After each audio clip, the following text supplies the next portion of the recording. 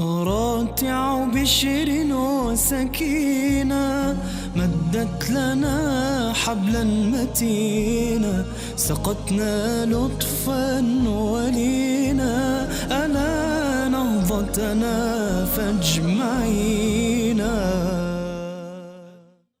حسن هو القرآن حين أتانا، ملأ القلوب بيانه يتلالى، تشلى به الأحزان طوعا إنه يدعو لجنات النعيم مآلا.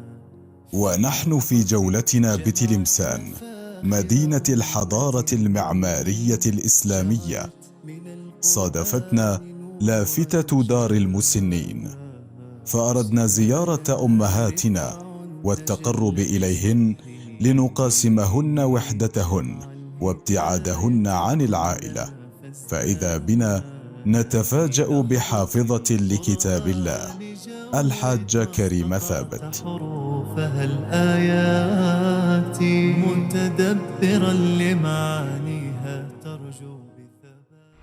أنا ثابت أول كريمة، وراني في طلعة جازة، وشحال من عام وأنا هنا. أنا في 6 سنين فايتة وأنا في الملجأ.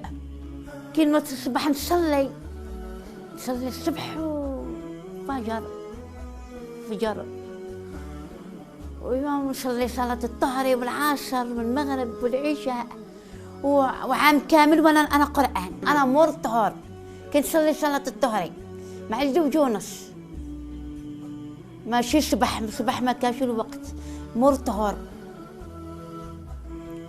وكل جمعة أنا سورة الكهف، قرآن كريم مليح ويفرجلي على قلبي. كي تكون شغل، كي تكون متضايقة بيا كلشي يمشي، ولا يخلينا الناس أجمعين اللي راهم يوريو لنا القرآن ويقولوا والحفظ القرآن، قراءة القرآن وحفظ القرآن، والله يحفظهم. الحاجة كريمة تقضي عامها السادس بدار المسنين بعدما تركتها عائلتها، ومرت الأيام والأشهر والسنين وهي معتكفة في حفظ القرآن الكريم. وبسم الله الرحمن الرحيم. قل أعوذ برب الفلق من شر ما خلق، ومن شر الغاسق إذا وقب، ومن شر النفاثات في العقد، ومن شر حاسد إذا حسد. قل أعوذ برب الناس ملك الناس إله الناس من شر وسواس الخناس الذي يوسوس في صدور الناس من الجنة والناس. صدق الله العظيم. كيما تما مشيت عند خالتي وبناتها وولادها، هي خالتي رفدتني، خالتي هي الأولى، خالتي هي الأولى رفدتني، عاود رفدتني بنتها، وعاود مشيت عند ودهم، مشيت عند ود خالتي. أنا عندي خالة واحدة هي من عند فتحي، جيت طلعة جازة. إنا أنزلناه في ليلة قدر، وما أدراك ما ليلة قدر، ليلة قدر خير من 1000 شهر، تنزل الملائكة والروح فيها بإذن ربهم من كل أمر، سلام هي حتى المطلع الفجر. صدق الله العظيم.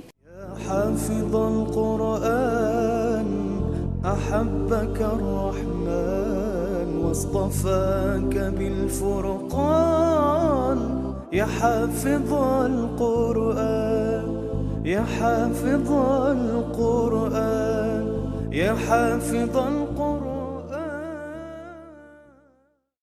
نهضة بالقرآن،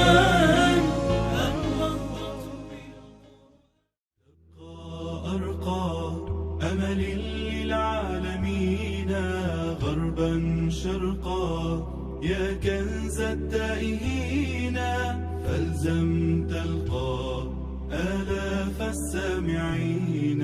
للكون أنت النور يا حامل القرآن، من كل بقاع الدنيا جئنا من كل مكان، نرفع رايات عليا تخفق باسم القرآن. هيا بنا. إصرارنا على تصوير الحاجة كريمة كان كافيا لأخذ موافقتها، وأبدت صعوبة كبيرة في إجراء حوار أمام الكاميرا كونها تعاني من نقص في السمع. ما نمشوش جوامع، هي في الدار، هي في الدار عايشة. إيوا كي خرجت من عندهم وليت تاني نقرا القرآن هنا في الدار عجازة، ونصلي ونصوم. وعاود ربي جابني واحد الناس مشيت عندهم حورية، كنت عايشة عند حناس كل سنين وانا عندها وجريدة وربي ما كتبش كانت كل سنين كتعبيني معاها الجوامع ونشبعوا ونصوم معاها اثنين وخميس. حتى انا راني نصوم اثنين وخميس كما رسول الله اللي كان يصوم اثنين وخميس. القرآن مليح وما شاء الله، حفظ القرآن وقراءة القرآن، ونحبوا ربي العالمين ونصلي ونصوموا. أنا والقرآن ونحفظ القرآن، وإن شاء الله تقبلوا لي ربي نجيب العمرة إن شاء الله. أنا حابة نجيبها إلى ربي كتب. أرادت الحاجة كريمة بتأثر كبير وبكل عفوية مخاطبة من وضعها بدار المسنين، وهذا ما قالت: خصني يشوفوني، يجوا يشوفوني، يجيبوا لي صوالح، ما مشي يجوا يشوفوني وما مشي يجيبوا لي صوالح. زعما كنساوني رماوني ولا يهديهم. كان علاش ما خليتونيش نقعد معاكم ورميتوني في دار عجازة؟ لو كان ما شفتش الملجأ فين نمشي؟ ما تجيبوش وديكم دار عجازة، خليهم في الدار، خليهم يعيشوا معاكم في الدار. وحنايا كرماونا لا يسمح عليهم ولا يهديهم، لا يسمح عليهم دنيا وآخرة. أرادت الحاجة كريمة زيارة البقاع المقدسة كحلم أولا وأخيرا، ولأن بذور الخير لا تنقطع في هذا الوطن الحبيب، ها هو هذا الشاب اليافع يعدها بتحقيق حلمها. كشكي الدار هنا شويه، يعطي لي صبر، وفي الشفاء عليا نقعد هنا ما عنديش فين نمشي، ولا يعطي لي صبر، وراني نقول يا ربي تنمشي نجيب عمره. الام تاعنا كريمه مثال، هذه الام كريمه مثال. علاش نقول لك مثال؟ هذه ام كريمه مرت في ظروف صعبه، من منزل لمنزل، من منزل لمنزل من صغرها، هي متربيه ومن صغرها من منزل لمنزل، مرت ظروف صعبه وجد صعبه. كاع هادشي ما منحاش من قراءه القران، قرات كل شيء. شوف كيما تهضر معاها تهضر معاك كلمه الله، كيما تهضر معاها هي نموذج. خش علاش نموذج؟ كلمه في الله كل شيء، مو في الله السكنه، مو في الله الاب قدامه، الام قدامه، خوت العائله، الجو العائلي، مو في الله كل شيء.